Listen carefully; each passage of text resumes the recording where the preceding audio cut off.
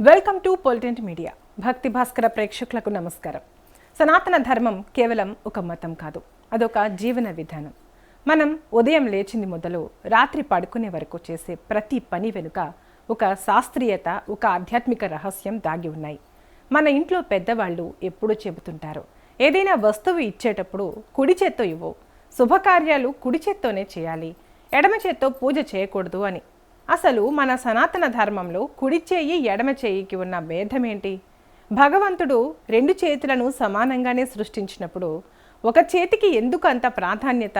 దీని వెనుక ఉన్న ధార్మిక, శాస్త్రీయ, ఆరోగ్య సూత్రాలేమిటి వంటి విషయాలు సవివరంగా తెలుసుకునే ముందు ఎక్కడా ఈ వీడియోని స్కిప్ చేయకుండా చివరి వరకు చూడండి.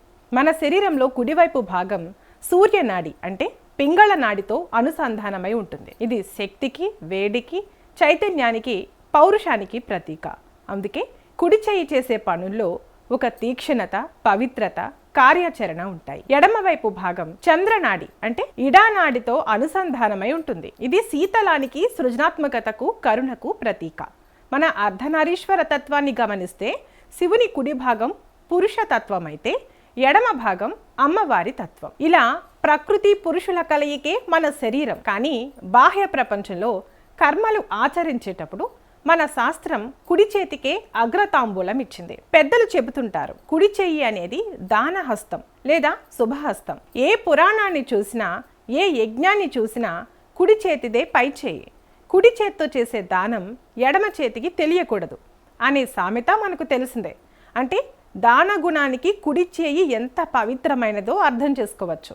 కనుక మనం దేవుడికి నైవేద్యం పెట్టాలన్నా, పూజ చేయాలన్నా, అక్షింతలు వేయాలన్నా కుడి చేతినే వాడతాం.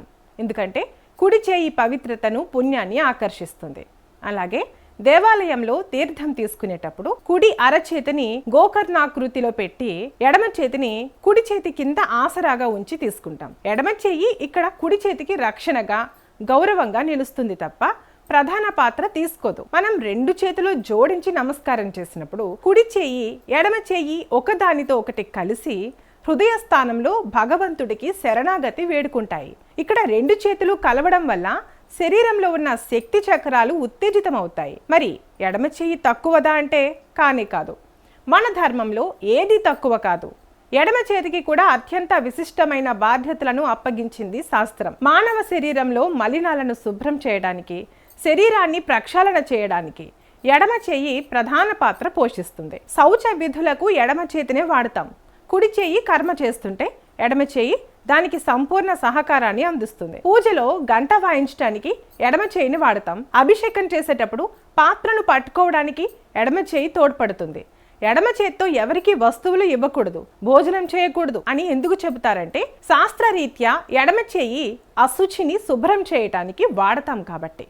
దాని ద్వారా ఇతరులకు వస్తువులు ఇస్తే అది అవమానించినట్లు అవుతుంది. అలాగే ఎదుటి వారి నుంచి ప్రతికూల శక్తి అంటే నెగిటివ్ ఎనర్జీ మనకు రాకుండా ఉండటానికి కూడా కుడి చేత్తోనే లావాదేవీలు సాగించాలని చెబుతారు. మన సనాతన ధర్మంలో చెప్పబడిన కుడి ఎడమ చేతుల భేదం వెనుక ఎలాంటి వివక్ష లేదు. అది కేవలం బాధ్యతల విభజన మరియు ఆరోగ్య సూత్రం. అయితే ఈ రోజుల్లో చాలామంది పాశ్చాత్య సంస్కృతి అలవాట్లలో పడి ఏ చేత్తో పడితే ఆ చేత్తో ఆహారం తీసుకోవడం, వస్తువులు విసిరేయడం చూస్తున్నాం. అలాగే క్రికెట్లో left hand batting, left hand bowling. ప్రపంచ ప్రసిద్ధిగాంచిన అబ్రహం లింకన్ వంటి వారు లెఫ్ట్ హ్యాండర్స్ కదా, తెలివితేటలు ఎక్కువ కదా అంటారు. ఇలాంటి తెలివితేటలన్నీ భౌతికమైనవి.